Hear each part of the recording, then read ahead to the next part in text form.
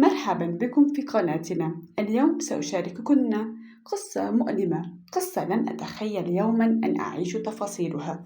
قصتي هي عن الحب والخيانة، ولكنها خيانة مضاعفة. جرح جاء من أقرب شخصين إلى قلبي. تزوجت من سنة ونصف، عن حب كبير، حب كنت أظنه أبديا، حب بنيناه سويا يوما بعد يوم. كنا نحلم بمستقبل مشرق، ببيت هادئ، بعائلة سعيدة. كنت أرى في عينيه الأمان، وكنت أشعر معه بالاكتفاء. لكن بدأت تظهر بعض العلامات: تصرفات غريبة، انشغال بهاتفه بشكل مبالغ فيه، ردود فعل متوترة عندما أسأله عن يومه. في البداية كنت أتجاهل هذه الأمور، أقول لنفسي إنها مجرد أوهام، وإنني أبالغ في ردة فعلي. لكن إحساسا غريبا بدأ يتسلل إلى قلبي، شعور لا أستطيع وصفه بالراحة. ثم بدأت الشكوك تتجه نحو أختي، أختي التوأم، رفيقة دربي، سندي في هذه الحياة. لاحظت نظرات متبادلة بينهما، أحاديث جانبية تنتهي بصمت مفاجئ عندما أقترب.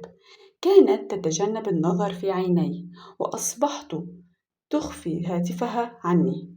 حاولت أن أصدق أنها مجرد تخيلات، أن الشيطان يلعب برأسي، لكن للأسف كانت الحقيقة أقسى بكثير. في يوم من الأيام المشؤومة اكتشفت الحقيقة المرة: رسائل بينهما، كلمات حب لم أسمعها منه قط، اعترافات بعلاقة بدأت تتطور من وراء ظهري. شعرت وكأن سكينا مغروسا في قلبي، ليس سكينا واحدا بل سكينان، أحدهما من زوجي الذي وثقت به عمري، والآخر من أختي التي كانت أقرب الناس إلي. انهار كل شيء في لحظة، عالمي الجميل تحول إلى خراب.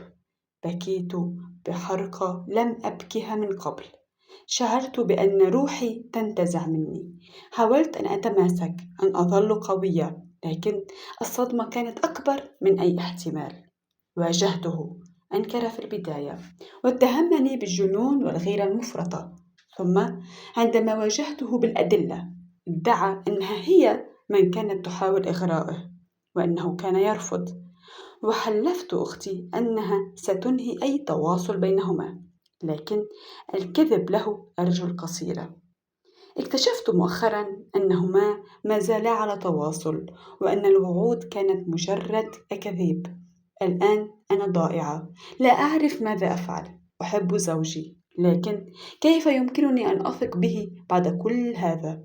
وأختي، كيف يمكنني أن أنظر إلى وجهها مرة أخرى؟ هي متزوجة ولديها أطفال، وفتحها سيدمر عائلتها، لكن صمتي يقتلني.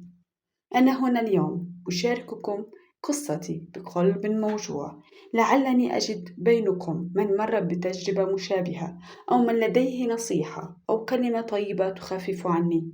ادعوا لي، فقلبي يحتاج إلى الكثير من الدعاء والقوة. هذه القصة هي من متابعة أرسلتها لي على قناتي الأخرى. شاركونا آراءكم ونصائحكم في التعليقات. ماذا كنتم ستفعلون في مكانها؟